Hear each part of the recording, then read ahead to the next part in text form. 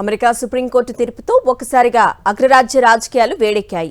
అధ్యక్షుడు Donald Trump విధించిన సుంకాలు చెల్లవంటూ కోర్టు ఇచ్చిన తీర్పుపై ట్రంప్ సేన విరుచుకుపడుతోంది.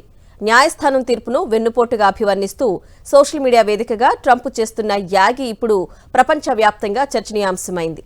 అసలు కోర్టు తీర్పు తర్వాత వైట్ హౌస్ వర్గాల్లో జరుగుతున్న చర్చ ఏంటి? ట్రంప్ అనునాయులు వాదనలేంటి? సాక్షి అందిస్తున్న ఈ స్పెషల్ రిపోర్ట్ చూడండి. అమెరికా సుప్రీంకోర్టు తీర్పు వెలువట్టమే ఆలస్యం. ట్రంప్ శిబిరం ఒక్కసారిగా భగ్గుమంది. తన ఆర్థిక విధానాలకు అడ్డుకట్ట వేసిన న్యాయమూర్తులపై అధ్యక్షుడు డొనాల్డ్ ట్రంప్ సోషల్ మీడియా వేదికగా విమర్శల యుద్ధం మొదలుపెట్టారు. ఈ తీర్పును కేవలం చట్టపరమైన నిర్ణయంగా కాకుండా దేశ ప్రయోజనాలకు జరిగిన ఘోరమైన అవమానంగా ఆయన అభివర్ణిస్తున్నారు. ట్రంప్ అనుయాయులు సైతం తీర్పుపై నానా యాగి చేస్తున్నారు. అమెరికా ఫస్ట్ ఎజెండాను అడ్డుకోవడానికి న్యాయ వ్యవస్థను ఆయుధంగా వాడుకుంటున్నారని వారు ఆరోపిస్తున్నారు.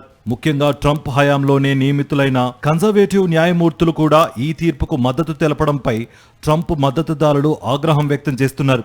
ఇది న్యాయస్థానం ఇచ్చిన తీర్పు కాదు, అమెరికా కార్మికుల పొట్టకొట్టే నిర్ణయమని వారు గగ్గోలు పెడుతున్నారు. తీర్పుతో సంబంధం లేకుండా తాను అనుకున్నది చేసి తీరుతానంటూ ట్రంప్ మరో సంచలనానికి తెరలేపారు.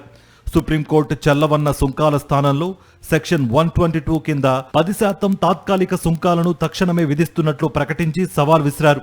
కోర్టులు ఎన్ని అడ్డంకులు సృష్టించినా తన వాణిజ్య యుద్ధం ఆగేదే లేదని ఆయన స్పష్టం చేశారు. మరోవైపు ట్రంప్ అనుయాయులు ఈ తీర్పును రాజకీయంగా వాడుకునేందుకు సిద్ధమవుతున్నారు. రాబోయే ఎన్నికల్లో దీనిని ప్రధాన ఎజెండాగా మార్చి న్యాయ వ్యవస్థల్లో మార్పులు తీసుకురావాలని డిమాండ్ చేస్తున్నారు. కోర్టులు ప్రజా తీర్పును గౌరవించడం లేదంటూ వారు చేస్తున్న రచ్చతో వాషింగ్టన్ వీధులు దడదడలాడుతున్నాయి.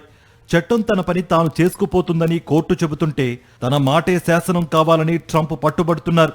ఈ ఇద్దరి మధ్య జరుగుతున్న ఈ పోరాటం అమెరికా ఆర్థిక వ్యవస్థను ఏ తీరాలకు చేరుస్తుందో వేచి చూడాలి.